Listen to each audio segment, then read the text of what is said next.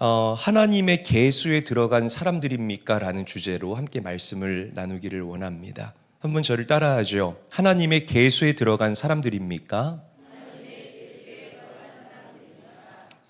군대에 가면 훈련소라는 곳이 있습니다. 민간인으로 살던 사람들이 이제 군대에 막 들어오게 되면 그 사람들을 군인답게 훈련시키고 만들어내는 그곳이 바로 이제 훈련소예요. 제 군대의 보직이 저는 훈련소 조교로 보직을 했습니다. 굉장히 무서웠대요. 왜냐하면 화장실에 가면 제 욕이 굉장히 많이 써 있었거든요. 별의별 사람들이 다 있어요. 군대에 가면 뭐 학교 다니다가 온 사람, 직장 생활하다가 온 사람, 아니면 놀고 먹다가 백수로 살다가 온 사람, 뭐 여러 사람들이 있습니다.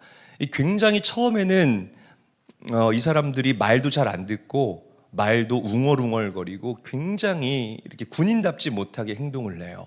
그렇게 저와 함께 딱 5주 동안을 같이 살잖아요. 그 5주 동안에 여러분들이 상상할 수 없는 엄청난 일들이 일어나요. 상상에 맡길게요. 제가 여기서 차마 제 입으로 얘기를 하면 제 이미지가 있기 때문에 여러분 상상에 맡기도록 하겠습니다. 이렇게 5주 동안의 훈련이 딱 끝나고 나면 이 사람들이 완전히 달라집니다. 굉장히 사람이 절도 있어지게 되고, 옛날에 경례가 뭐 요렇게 하는 건지 요렇게 하는 건지 몰랐던 사람들이 빡 이게 끝에가 탁 탈리게 경례를 하고요. 말도 옛날에는 뭐뭐 했는데요 갔어요 이러던 사람들이 했습니다. 뭐뭐 했습니까? 다 나 까로 이 언어가 완전히 바뀌어요. 굉장히 기가 막힌 일입니다. 자녀들 말 안 들으면 저한테 보내세요, 여러분. 완벽하게 훈련시켜 드릴게요. 온몸에 군기가 막 잔뜩 배이는 거예요. 막 지금 당장 전쟁터에 내보내도 손색이 없을 정도로 정말 군인다운 군인으로 이 사람들이 완전히 달라져 있습니다. 제가 늘 금요일에는 좀 키워드 설교를 하면서 좀 이렇게 어려운 얘기들도 많이 하고 평소에 하고 싶었던 이야기를 많이 했는데, 온 세대 시은소 예배이다 보니까 좀 성경을 꾸준히 읽어 내려가는 게 좋겠다 싶어서 당분간 이 금요 예배 동안 우리가 민수기서를 함께 읽어 내려갈 것입니다. 민수기서는 모세 5경 중에 4번째 순서의 책이에요. 그리고 제가 방금 얘기했던 이 훈련소 얘기처럼 신앙의 훈련소의 이야기가 바로 민수기다라고 생각을 하시면 여러분들이 이해하기 편하실 것입니다. 모세가 이스라엘 대상으로 인구조사를 2번을 했는데 그 민족의 수를 계수한 데에서 이 민수기라는 이름을 딴 거예요. 그래서 이 민수기서를 영어로 뭐라고 이야기를 하냐면 numbers라고 이야기를 합니다. number, 숫자 라는 뜻인 거죠. 그리고 히브리서 원전의 이 본래 이름은 부미드바르라고 읽고 발음을 해요. 광야라는 뜻인 거예요. 그러니까 이스라엘 백성들이 이 광야를 지나면서 어떻게 훈련을 받았는지, 정말 애굽의 노예로 살아가던 그들이 어떻게 하나님의 자녀답게 점점 그 육신의 꺼풀을 벗고 영적인 사람으로 다듬어져 가고 훈련되어져 갔는지 그 과정을 우리에게 보여주는 말씀이 바로 민수기라는 거죠. 그러니까 온통 이 훈련이라는 키워드에 민수기서는 집중되어져 있습니다. 이 키워드를 여러분들이 늘 가슴에 새기면서 민수기를 읽어 내려간다면 아마 굉장히 마음에 와닿을 것이고 이해하기 쉽지 않을까라고 저는 생각을 해봐요. 민간인으로 살던 사람들을 군인으로 다시 태어나게 하는 곳이 바로 군대의 훈련소인 것처럼 이 광야는 이스라엘 백성들에게 그들을 하나님의 자녀답게 만들어내는 영적인 훈련소와 같았다라고 저는 우리 성도님들에게 말씀을 드리고 싶습니다. 하나님께서 이스라엘 백성들을 출애굽시키시고 그들을 광야로 인도하셨어요. 그리고 그 광야에서 이스라엘 백성들과 하나님은 언약을 맺습니다. 하나님과 이스라엘 백성들이 그 커버넌트, 언약을 맺고 그 언약의 증표로 10계명을, 즉 말씀을 그들에게 주시고 또 그들에게 성막을 주셨어요. 한번 저를 따라합니다. 말씀, 성막. 이 2가지를 주셨다라는 거죠. 그래서 그때부터 말씀과 성막이 상징하는 건 예배를 상징하는 거예요. 말씀과 예배는 우리가 하나님의 자녀입니다라는 이 신앙의 정체성을 분명하게 하는 그들의 신앙의 키워드였고 신앙의 핵심이 되었다라는 것입니다. 오늘 여러분들에게도 이 영적인 원리가요 그대로 적용돼요. 누가 뭐라고 해도 내가 하나님의 자녀입니다 라는 것을 드러내는 가장 좋은 증표는 말씀과 예배라는 사실을 믿으시기를 바랍니다. 자, 이렇게 신의 광야에서 1년 정도 머물고 난 다음 오늘 민수기 1장 1절 말씀에 기록되어져 있죠. 출애굽한 지 2년 그리고 2월 1일 날 하나님께서는 이스라엘 자손들을 광야로 인도하기 위해서 그들의 숫자를 계수하십니다. 자, 말씀 함께 한번 읽어볼게요. 민수기 1장 2절 말씀 한 목소리로 읽겠습니다. 시작.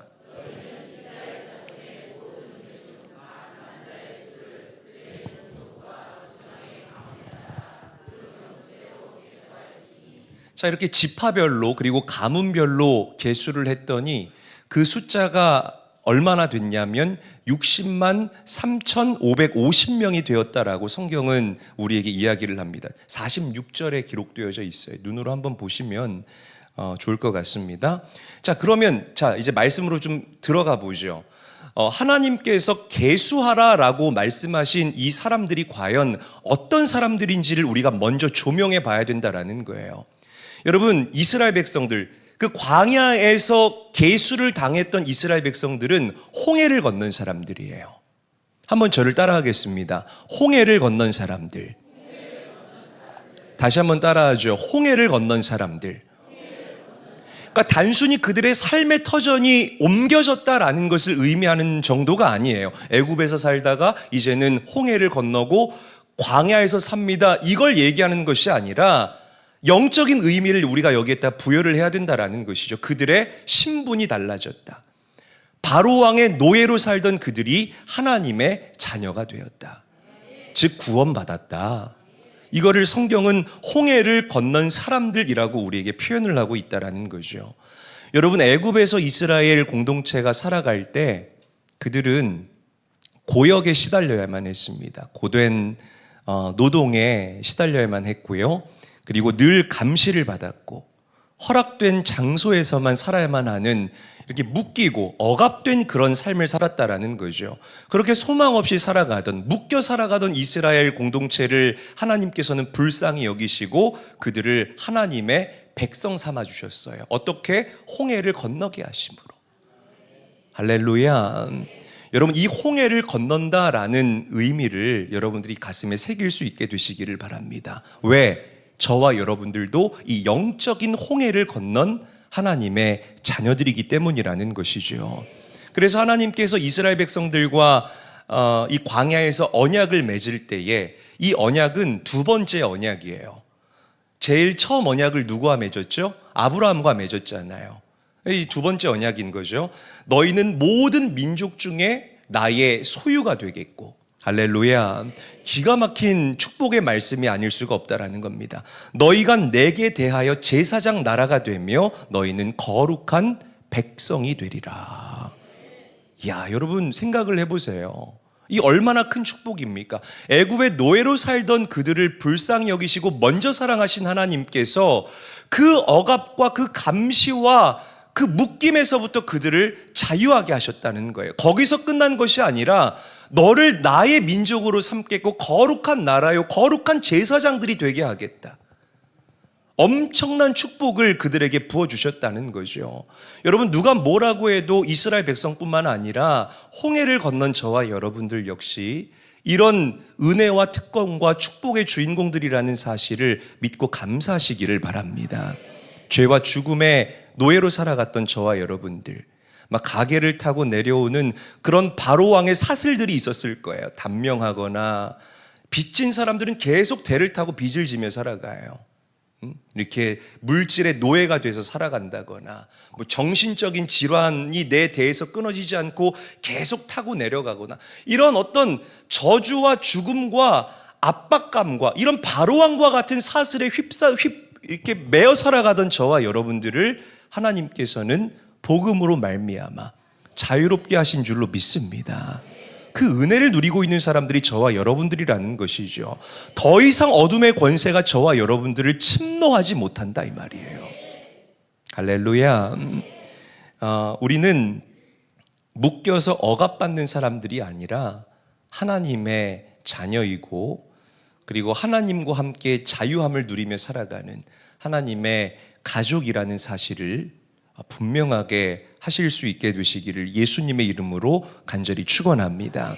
자, 그런데 되게 안타까우면서도 재미있는 사실이 한 가지가 있습니다. 그게 뭐냐면, 민수기서를 우리가 잘 읽어보게 되면 2번 계수한다고 했잖아요. 몇 번 계수한다고요?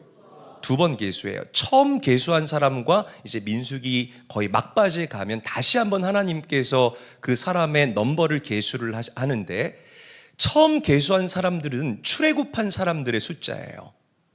뭐 한 사람의 숫자라고요? 그죠? 구원받은 사람의 숫자라는 거예요. 출애굽한 사람들. 자, 그런데 2번째 계수한 사람의 숫자는 어떤 사람이냐면 가나안 땅에 들어갈 사람의 숫자를 계수하십니다. 다르다는 거예요, 여러분. 우리는 참 이게 이상하죠. 왜냐하면 홍해를 건넌 사람이 가나안 땅에 들어가야 맞잖아요. 그렇잖아요. 그런데 그 사람들이 달랐다라는 거예요. 출애굽한 사람이 요단강을 건너서 가나안 땅에 들어가야 우리 마음이 좀 편안할 텐데, 출애굽한 사람들 중에 가나안 땅에 들어간 사람 단 2사람밖에 없어요. 누구죠? 여호수아와 갈렙밖에 없다라는 거죠. 다 나머지 이 출애굽 1세대들은 다 광야에서 죽게 되고, 출애굽 세컨 제너레이션들만, 2세대들만 이제 가나안 땅에 들어가게 되는 참 안타깝고 불행한 일들이 일어나게 됐다라는 것입니다. 여러분, 이 계수가 주는 의미가 있습니다. 계수가 주는 의미. 야, 홍해를 건넌 자들이 가나안 땅에 못 들어갔다? 단 2명만 들어갔다? 이게 우리에게 주는 영적인 의미가 있다라는 거예요. 누구나 다 믿음 생활 똑같이 시작해요, 여러분. 제가 아까 조희정 집사님 말씀드리면서 이렇게 말씀드렸잖아요. 사람마다 삶의 계절이 다르다고요. 어떤 사람은 지금 삶의 봄을 지나가고 있기도 하지만 어떤 사람은 혹독한 삶의 겨울을 지나가고 있는 사람이 있습니다. 그런데 참 안타까운 것은 똑같이 예수님 때문에 믿음 생활을 시작했어요. 왜? 그분이 우리의 믿음을 시작하신 분이기 때문이에요. 내가 시작한 게 아니라 예수님 때문에 우리의 믿음이 시작됐다고요. 그래서 예수 그리스도로 말미암아 믿음의 여정이 시작됐는데, 삶의 겨울을 맞이했다고 해서 믿음의 선로에서 이탈해버리는 사람들이 있다라는 것입니다. 힘들어서 못 나오겠어요. 저 사람 짜증나가지고 못 나오겠어요. 경제적으로 힘들어서 내 마음이 너무 죽을 것 같아서 못 나오겠어요. 그러니까 여러분, 이 세상이라는 광야를 지나가면서 변질되어서 떠나는 사람, 실망해서 떠나는 사람, 기도 응답이 더뎌서 떠나가는 사람, 여러 가지 숱한 이유로 믿음의 여정 가운데에서 하나님을 떠나고 교회를 떠나는 사람들, 처음 계수되었지만 나중에 계수받지 못하는 사람들이 존재한다라는 거예요. 깊게 묵상해 봐야 된다라는 것입니다. 저는요, 이 교회에서 목회하면서 같이 신앙생활하다가 절에 간 집사님도 봤어요. 내가 너무 빡쳐가지고 제가 붙잡고 물어봤습니다. 도대체 왜 그러냐고 물어봤더니 이분이 뭐라고 얘기를 하냐면, 내 아들 문제를 놓고 기도하는데 이 아들 문제가 해결이 안 된다는 거예요. 그래서 이번에는 절에 가보려고 한다라는 겁니다. 그러니까 제가 그 얘기를 듣고 너무 가슴이 찢어질 듯이 아픈 겁니다. 그렇게 수없이 하나님의 말씀을 전했는데 이분에게 하나님의 말씀이 들어가지를 않았던 거예요. 그러니까 이분은 예수님을 내 삶에 문제 풀어주는 사람 정도로, 문제 풀어주는 분으로만 생각을 했던 겁니다. 예수님과 함께 동행하는 삶의 즐거움이 무엇인지를 모르는 거예요. 그 주님과 함께 이겨내는 그 돌파와 영적인 성장과 성숙을 경험해 보지 못한 사람이라는 것입니다. 그 어둠의 터널 끝자락에서 나를 밝게 조명하는 그 하나님의 빛, 하나님의 임재, 하나님의 만지심, 나를 참고 인내하게 하시는 그 하나님의 능력, 복음의 능력, 나를 변화시키는 아버지 하나님의 말씀, 숱한 많은 영적인 카테고리 중에 그 어느 하나도 경험하지 못하면서 신앙생활 했다라는 거죠. 얼마나 안타깝겠습니까? 여러분, 민수기서는 이런 책인 거예요. 홍해를 건넌 사람들이에요. 하나님의 은혜를 분명하게 경험했음에도 불구하고 가나안 땅에 들어가지 못한 사람들의 이야기를 저와 여러분들에게 들려주는 책이 바로 민수기서입니다. 이 말씀을 함께 읽어 내려가는 동안 여러분들에게 영적 경각심이 회복되시기를 주의 이름으로 간절히 축원합니다. 여러분, 예수 믿는 거 재미있을까요? 재미있을까요? 저는 되게 재미있어요. 오늘 같은 간증을 듣잖아요. 저는 굉장히 신바람이 나요. 금요일은 제가 어떻게 보면 이렇게 굉장히 충전받는 그런 시간이기도 합니다. 내가 그동안 목회를 잘했나 못했나? 이렇게 간증을 들으면서 내 스스로를 돌아보는 시간이기도 해요. 그래서 가급적이면 좀 다양한 사람들이 맨날 했던 분들만 하지 마시고, 이은경 집사님 그만 좀 하시고 좀 안 하신 분들이 좀 하셨으면 좋겠어요. 우리 장로님들 은혜 받은 게 그렇게 없어요. 맨날 적으시는데 그거 뭐 하려고 적어요. 집에 가서 보지도 않는데. 좀 간증하시고, 우리 오래된 권사님들 간증하시고, 기획위원들 좀 간증하시고, 아멘. 좀 간증하시기를 다시 한번 당부를 드리겠습니다.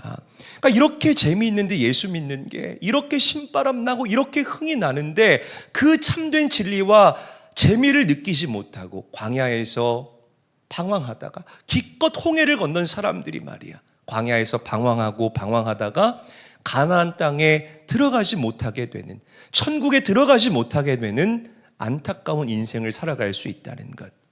여러분, 우리는 이미 광야를 지나왔지만 또 여러분들 인생 가운데 또 다른 광야가 시작이 된다면 그 광야 훈련소에서 넉넉하게 훈련 받아낼 수 있게 되시기를 예수님의 이름으로 간절히 축원합니다.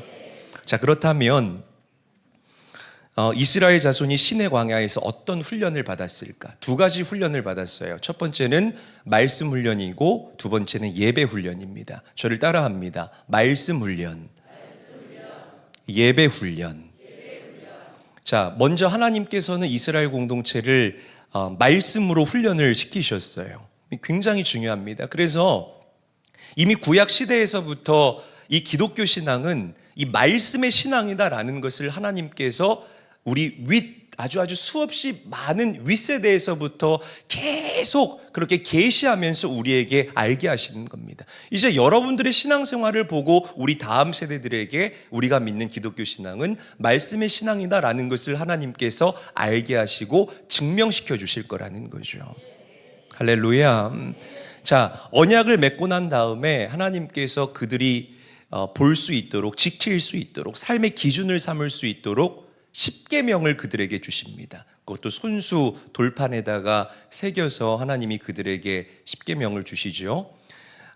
그때부터 이 하나님의 말씀, 이 율법, 이 십계명은 이스라엘 공동체의 삶의 기준이 되었고 삶의 원천이 되었다라는 거예요.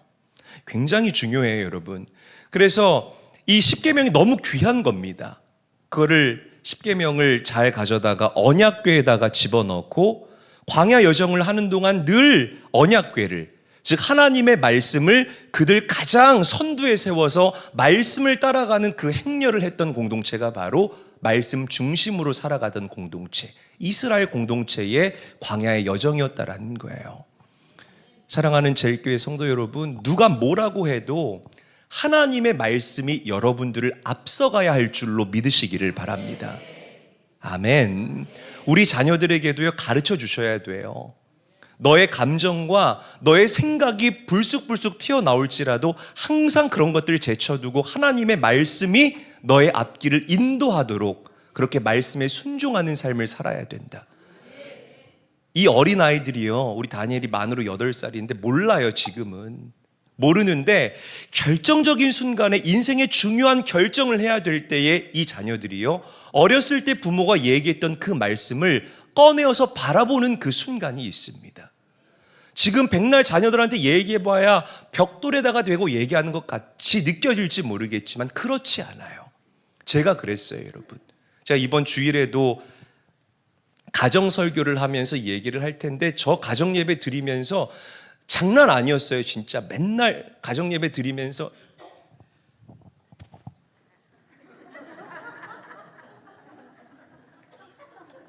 이게 제 기도하는 모습.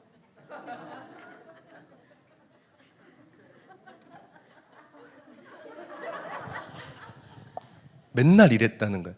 그러다 눈 뜨다가 아버지랑 눈 마주치면 꼴밤 한 대 맞고 얼마나 예배 드리는 게 짜증나고 싫었는지. 뭐 집에서 저녁이면 뭐 할 수 있는 게 없는 거야. 뭐 할 만하면 예배 드리자. 예배 다 끝나면 빨리 자라. 그런데 그게 아니더라고요. 늘 말씀을 소리내서 읽게 하시고 때로는 저한테 설교도 시키시고 때로는 기도도 시키시고 또 혼나는 거예요. 그러면 왜 말씀을 읽는데 발음이 그렇게 웅얼웅얼거리냐? 입에서 발음을 탁탁 내뱉어야 되는 것 아니냐? 기도하는데 기도의 내용이 왜 그러냐? 그러니까 어렸을 때 이해가 되지를 않는 거예요. 도대체 우리 아버지는 뭐 그렇게 기도할 게 많아서 우리 가족 잘 먹고 잘 살게 해달라고 기도하면 되지, 뭐 나라와 민족을 위해서, 대통령을 위해서, 교회를 위해서, 아무개 집사님을 위해서, 온 세계 열방을 위해서, 이게 감당이 안 되는 거예요. 진짜 예배를 안 드리면 학교를 안 보내니까 예배를 드리지 않을 수가 없는 겁니다. 그런데 이게 발휘되는 순간이 찾아온다라는 거예요. 어떤 순간이 찾아온다고요? 그렇죠. 발휘되는 순간이 찾아온다고요. 제이라 술 한잔 마시러 갈래? 안 되는 거죠. 오늘 나이트 가서 우리 밤새서 놀자. 오늘 물 좋대. 안 되는 거야. 저기 문성여상에 누가 예쁜데, 우리 아내가 저를 굉장히 이렇게 바라보고 있는, 야 문성여상에 누가 예쁜데 오늘 너랑 같이 가면 우리 꼬실 수 있어, 가자. 안 되는 거예요, 여러분. 왜? 그 순간 내 안에서 말씀이 발휘되고 발동되기 때문에 그렇게 할 수가 없는 겁니다. 그러니까 여러분, 이 신앙 양심이 나의 삶을 이렇게 막 움직이고요, 나의 삶을 강력하게 붙잡아서 인도했다라는 거예요. 뭐 때문에? 내 안에 들어있는 말씀 때문에. 할렐루야. 그러니까 여러분, 자녀들을 말씀으로 가르칠 수 있는 부모가 되셔야 합니다. 지금 비록 이게 먹히지 않는 것처럼 보인다 할지라도 반드시 그 말씀이 여러분들 자녀들 마음 가운데 자리 잡게 되는 기가 막힌 은혜와 역사가 일어나게 될 줄로 믿으시기를 바랍니다. 저를 어렸을 때 아는 사람들은 제가 목사가 된 게 기적이라 그래요. 하나님 살아계신다고 얘기를 합니다. 아멘. 그래요. 광야를 지나가는 동안 늘 말씀이 앞서가게 하셨다. 이스라엘 백성들이 요단강을 건널 때도 마찬가지예요. 가나안 땅에 들어갈 때 누가 먼저 그 요단강에 발을 내디뎠어요? 하나님의 말씀, 언약궤를 맸던 제사장이 그 요단 강물에 발을 내디딘 거예요. 그러자 흐르던 요단 강물이 어떻게 되죠? 멈추게 되는 기가 막힌 역사가 일어나게 된 줄로 믿으시기를 바랍니다. 그 요단강을 마른 육지처럼 건너게 되는 하나님 크게 놀라운 일들을 이스라엘 공동체가 경험하게 됐다라는 거예요. 여러분, 이 진리는 지금도 여러분들에게 유효해요. 그대로 적용돼요. 말씀을 앞세우는 성도들의 인생 가운데는 언제나 우리의 기대를 뛰어넘는 하나님 크게 놀라운 일들이 일어나게 됩니다. 경험하십시오. 경험하시기를 간절히 축원합니다. 말씀이 앞장서자 요단강이 열렸고, 말씀이 앞장서자 여리고가 무너졌고, 말씀이 앞장서자 가나안의 7 왕들이 추풍 낙엽처럼 무너지더라. 이야, 기가 막히죠.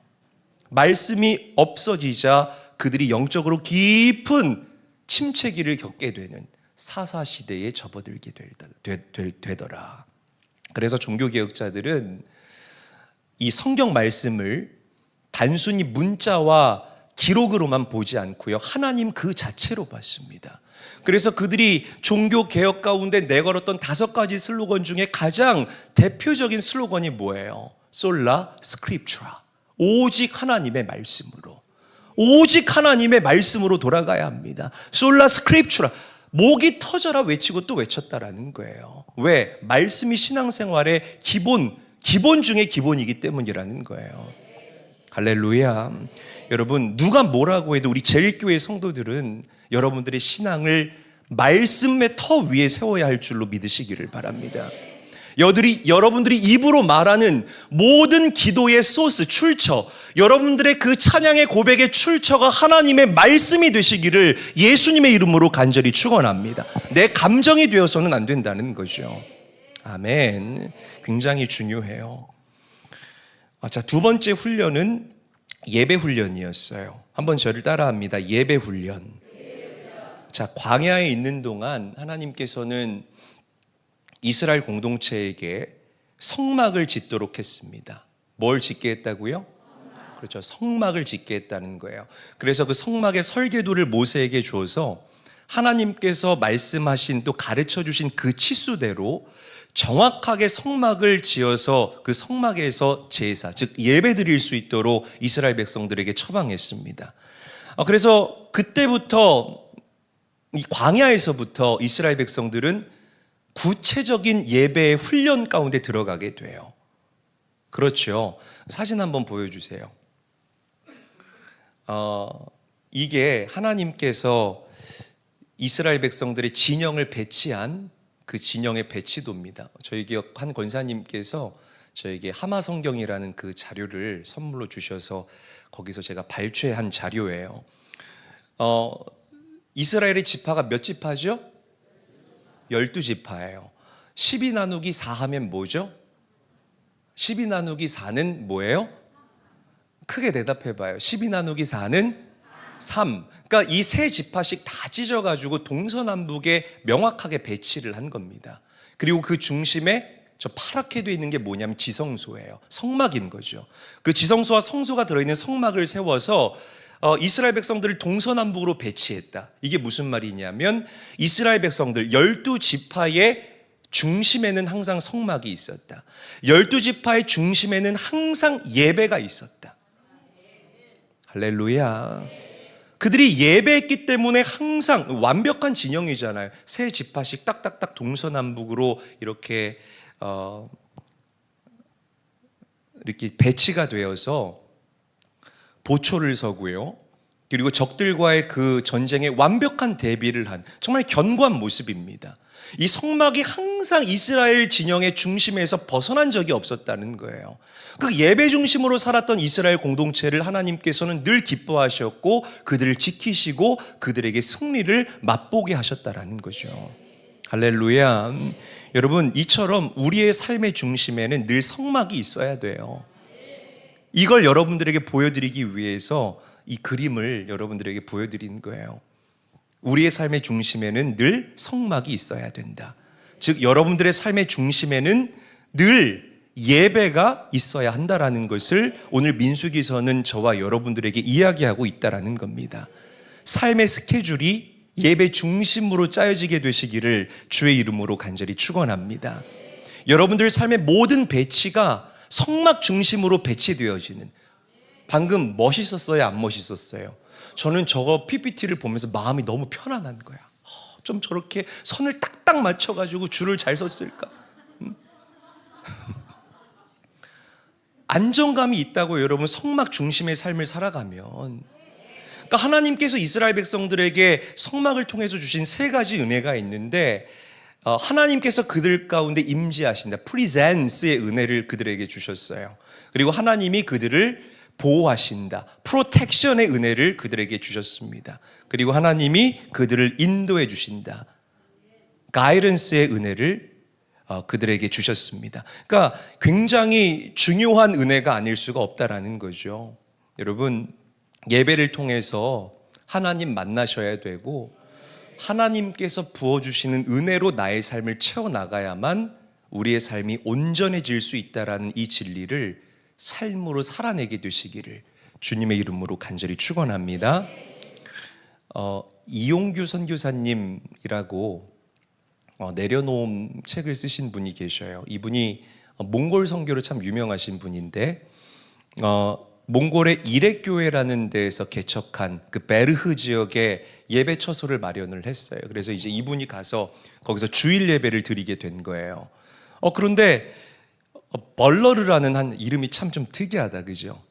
벌러르라는 한 자매가 막 온통 땀범벅이 돼서 이 예배당에 들어온 거예요. 이 벌러르라는 자매는 사연이 있는 자매였는데 귀를 듣지 못하던 자매였습니다.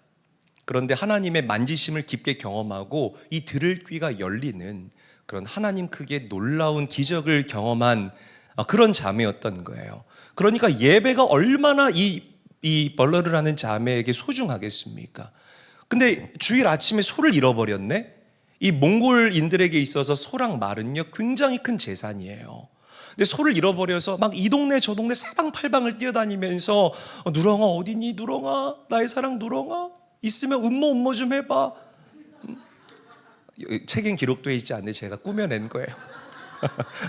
음모 해봐. 어딨어 누렁아 막 여기저기 찾아다니는데 없는 거야 소가.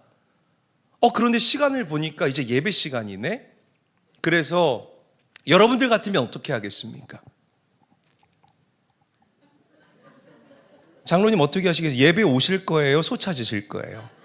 예배 드려야죠. 장로 괜히 되는 거 아니에요, 여러분. 당연하다는 듯이 이렇게 표정하시면서 예배 드려야죠. 이렇게 얘기해야 장로 될 수 있습니다. 소 찾는 걸 포기하고 땀범벅이 돼서 예배의 자리에 달려 나온 거예요. 그 자초지정을 들은 이용규 선교사님이 이 자매가 너무 존귀하게 여겨지더랍니다. 그래서 예배 가운데 하나님께 기도했다고 해요. 하나님, 이 예배를 소중히 여기는 이 자매의 믿음의 결단이 부끄럽지 않을 수 있도록 하나님께서 은혜를 베풀어 주십시오.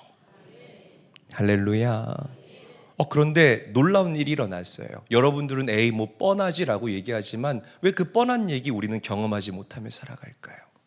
예배가 끝날 무렵 예배당 밖에서 소 울음소리가 들렸다고 합니다. 너무 기다리던 그 소 울음소리.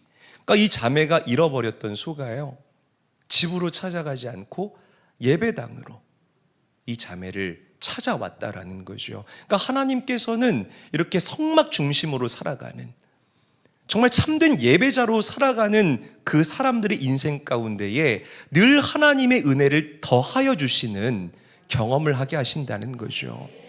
저는 그런 은혜를 저와 여러분들이, 저를 빼놓을 수가 없죠. 저와 여러분들이 모두 깊게 경험할 수 있게 되시기를 주의 이름으로 간절히 축원합니다. 누가 뭐라고 해도 예배가 우리의 삶의 중심이 되어야 한다. 옆 사람과 인사합니다. 예배가 삶의 중심이 되어야 합니다. 우리 믿음의 사람들에게 찾아오는 평안함과 안정감은 예배를 통해서 찾아오는 거예요. 할렐루야. 내 삶이 불안하고 문제가 있다면 아까 제가 보여드렸던 그 그림, 성막이 나의 삶의 중심에서 벗어나 있기 때문에 우리의 삶이 불안한 것이다 라고 저는 여러분들에게 말씀드리고 싶습니다. 부정할 수 없겠죠, 여러분? 그렇잖아요. 오늘 이 말씀을 통해서 이따 기도하시면서 여러분들의 삶을 한번 잘 점검해 보세요. 그리고 성막이 내 삶의 중심에서 벗어나 있다면 얼른 그 성막을 중심으로 다시 한번 삶의 진영을, 삶의 배치를 짜 내려가고 새롭게 하게 되시는 그런 결단과 조정이 여러분들에게 있게 되시기를 주의 이름으로 간절히 축원합니다. 다시 한번 옆 사람 축복하죠. 말씀과 예배가 삶의 우선이 되어야 합니다. 인사하겠습니다. 네, 감사해요. 자, 마지막으로 우리는 하나님께서 이스라엘 자손들에게 계수하라라고 하셨을 때 이 싸움에 나갈 만한 자들을 계수하라라고 주문하신 것을 기억을 하셔야 돼요. 자, 우리 민수기 1장 3절 말씀 함께 읽어보죠. 한 목소리로 읽습니다. 시작.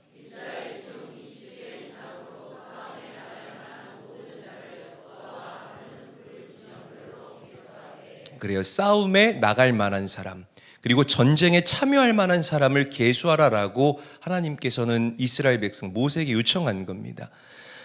여러분, 성경은 우리 그리스도인들의 삶이 영적 전쟁이다라고 이야기를 해요.